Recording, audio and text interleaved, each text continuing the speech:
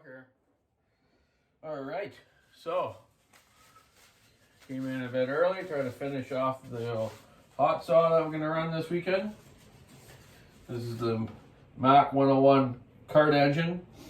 Last one I had left, or me and my dad had left. I told you guys before, this used to have a 3/4 inch crankshaft in it that was used on mini bikes and different all sorts of things that people ran it with.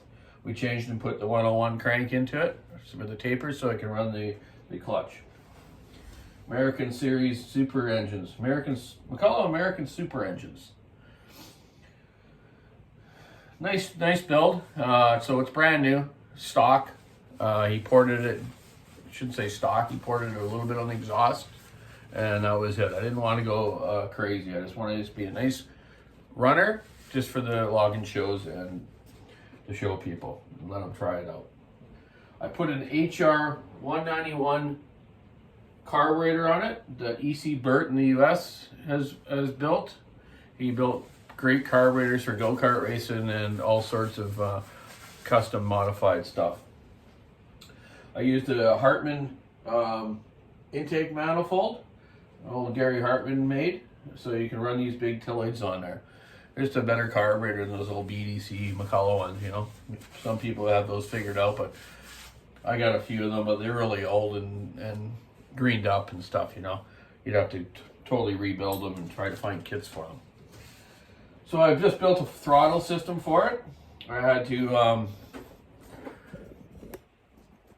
in here, in the throttle, grind all this out in the pistol grip so I can get more throw, you know, more of a pull on the throttle. So I can pull it farther because this carburetor, it's got a huge butterfly, so I had to just do that so I get full throttle. Or it was only to about there, eh? So now I got full. I got rid of the top switch that McCulloch had in the 125s. I'm going to put a toggle switch right here. Actually, I'm going to probably put it more like up at the front here because, you know, in your competition or whatever, and all of a sudden you go start it up and you hit the throttle. What happens if you hit your thumb on that switch and then the thing stalls on you? So I just also, I built that throttle system. I got a new fuel line in it, new fuel filter. We used the oil pod here for the fuel. A little vent on top of the cap.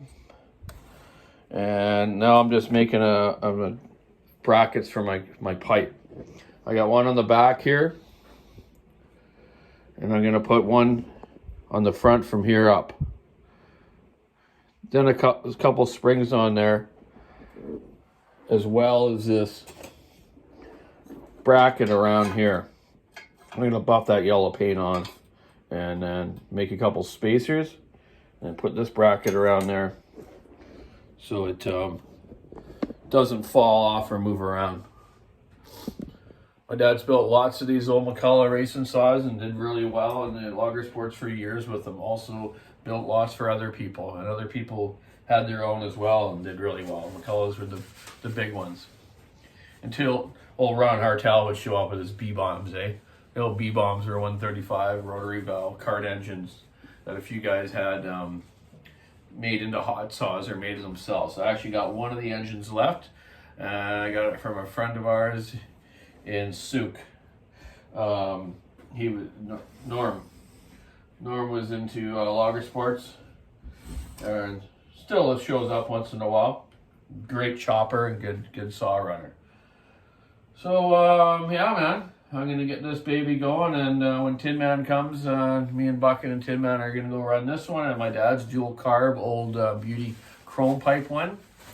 Speaking of pipes, what do you guys think about the blue? Should I get rid of the blue pipe and buff it off and then paint it black, or, you know, what do you think about the color? Let me know. See, I gotta finish that bracket. That pipe just fell off. It's got a 404 big tooth sprocket on it. I might run 1/2-inch pitch chain on it. I got a big salmon belly bar I showed you guys before. I'm gonna maybe put on it. If I can get enough 1/2-inch pitch to put on it, I'll put it on it. If not, I'm gonna run 404 and get me and my dad will grind up a nice chain for it, and run that if I can't get the 1/2-inch stuff. So yeah, the throttle's working great. I'll also bring a foam filter I'll put on here. Let's see, what else do I gotta do on it? Pretty much it. Put a filter on it, finish the pipe off, and then put a bar and chain on it and run it up. You gotta break it in a bit, so I'll just let it idle at a fast idle and work there. And I was thinking of just putting maybe one of those old Gem Square mufflers on it, or just a basic muffler on it, just so I can get as few heat cycles with just running it with the regular bar and chain. But you gotta remember, you got no bar oil, so you gotta keep spraying that chain, so that's a little hard to deal with. So yeah, that's what I'm up to. Besides porting more cylinders today, I'm gonna finish off a 372 for a fellow here from out east. His came in and the cylinder was no good on it. Had a bunch of chrome off the intake part of it. So I found him a really good used 372 cylinder. More like new, really, almost, eh? Look at that thing. I think it's hardly turned a wheel. So pretty lucky for him. I'm going to charge him for a new piston and port that out. Get that done for him. Also got a 201 TC still MS201 for him that I've done. Just a muffler mod on it. So I'll get that out to him as well. Hopefully in the next couple days I'll listen here from my friend Jeff's Tree Service. Jeff's Tree Service in Nanaimo. If you guys ever need any work done, give him a shout. He's a great guy. He does great work. He's been breaking my Echo 7310 and run about 10 tanks through it and just see how he likes it. Then I'm going to get it up into the logging area to another fella that I promised to test it in Big Wood Fallen. See how it goes. It's got a 32 on it. Okay, so I got to get to work. Saw wood, stick in the ice, rubber on the road. Have a great week. It's raining again. April's been it's extremely wet month here. April showers, they say. Check out the WalkerSawShop.com online store, and we'll see you all soon. Cheers.